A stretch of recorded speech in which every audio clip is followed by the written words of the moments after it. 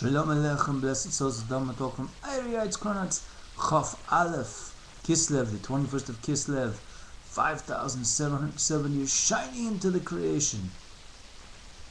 I was asked by a friend to vibe out on Chanukah, and of course we want to deal with Chanukah from an inner dimension perspective. So I just want to first, before I lead into this teaching by the Lubavitch Rebbe, which was delivered in Shabbat Mavorchim Tevat Tafshin Chof Gimel, which was 5723, late 1962 or early 1963. There's a prayer that we make 3 times a day, starting this blessed Shabbat, blessed souls, which recalls the days of Chanukah. So I'd like to read it to you, and we can lead into the teaching of the Lubavitch Rebbe. In the days of Mattatyahu, the son of Yochanan, the high priest, the Kohen Gadol, the Chashmonai and his sons, when the wicked Hellenic government rose up against your people Israel to make them forget your Torah and violate the decrees of your will, but you, in your abundant mercies, stood by them in the time of their distress. You waged their battles, defended their rights, and avenged their wrong done to them.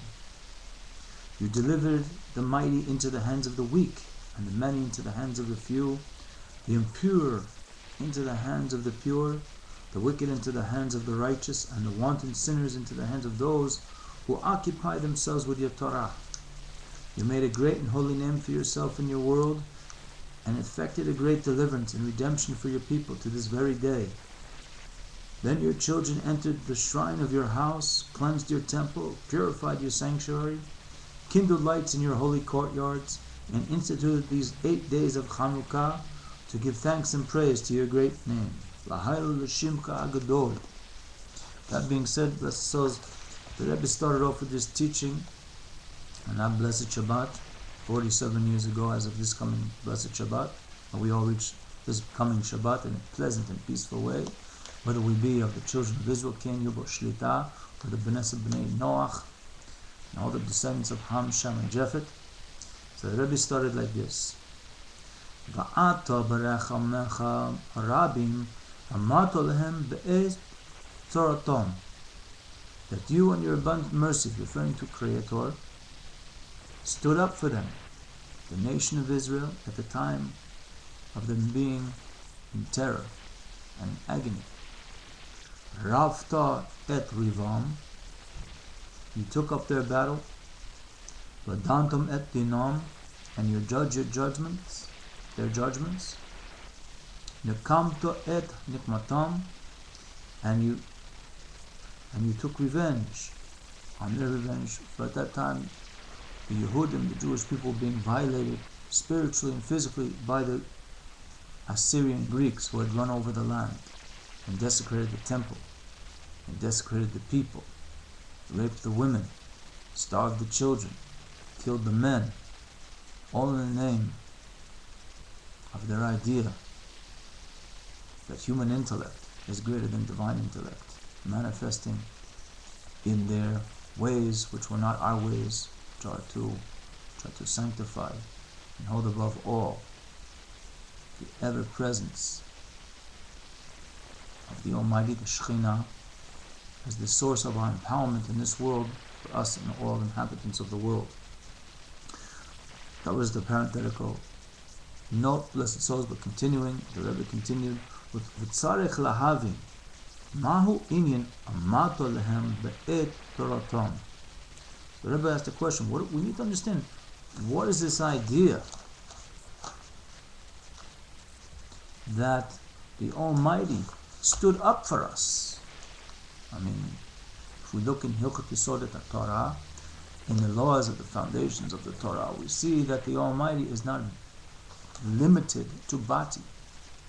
He's not even limited by spirit, because He's the source of body and spirit. He is above all. So why was this praise of the Almighty phrased in a way that He, so to speak, stood up for the nation of Israel at the time of their trouble? The Ruchora Kivan Shein Hatzara Nidbar Kavar Lif Nizeh. That at first glance, since the concept of the troubles that Israel was undergoing at that time, which was mentioned in that prayer, that prayer insertion at the beginning of this video. That is when, again, the kingdom of Greece, which was an evil kingdom, stood up upon the nation Israel. Hine keshamatchil levar ofen atzala ayet kodesh baruch hu va'ato hayat sarich lamar va'ato rechem mecha rabim ravta et rivam kul. So it would have been more fitting, the Rebbe says, to be explained the way of the saving by way of the Holy One, blessed be He, HaKadosh Baruch Hu. It would have been more fitting just say, in your abundant mercies, that you fought their battles. Why was the expression amadta, and you stood up for them? Why was that inserted into the prayer? Kiyadua sheyesh chiluk ben b'chinat rachamim stam l'hamshachat b'chinat rachamim rabim. The Rebbe makes another statement within a statement. Like it's known, there is a distinction between the elicitation of mercies and the elicitation of abundant mercies. So let that be a question in your mind, blessed souls. What is the difference between mercies and abundant mercies? And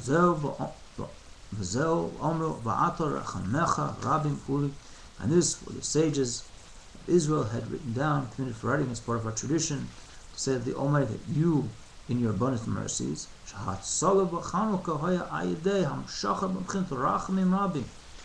that the saving, that is, of the nation of Israel, that's connected with the holiday of Chanukah, was by way of the elicitation, the transfer from the Almighty, from the qualities and characteristics of abundant mercies.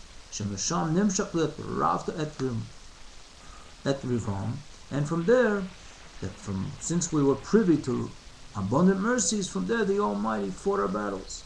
So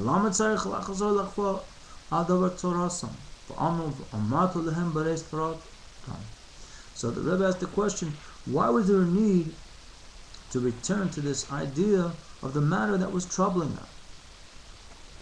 If obviously we're in need of mercies, abundant mercies, do we have to recapitulate? That was mentioned earlier in that prayer, which I mentioned at the beginning of this video, that there were troubles. Why do we have to mention troubles again? And in the way that the troubles were mentioned, in the manner that we were saved, the Almighty stood. And this is the nature of Pnimiyut Torah, blessed souls, is to take, say in this case, a piece of prayer and break it down to understand what are the implications, what are the subtle nuances in our prayers that perhaps we could take for granted, and from there to extract an instruction to improve our service towards the Almighty, towards our people, the nation of Israel, and ultimately to all the inhabitants of the world, and hopefully the inhabitants of the world will take good instruction as well to improve their service to the Almighty, to make this place a more pleasant and peaceful abode, and also to work along with the nation of Israel to usher in the days of redemption in a peaceful and pleasant manner. Sababa rejoice, Hav Echad, one love, Gorel Echad, one destiny, Bori Echad, one creator, V'darchinom Darchi Shalom, in a pleasant and peaceful way, Lahamshich, to be continued, V'ofen Nitzchi, in an eternal way, hopefully on these concepts and others in the future. Have a blessed day.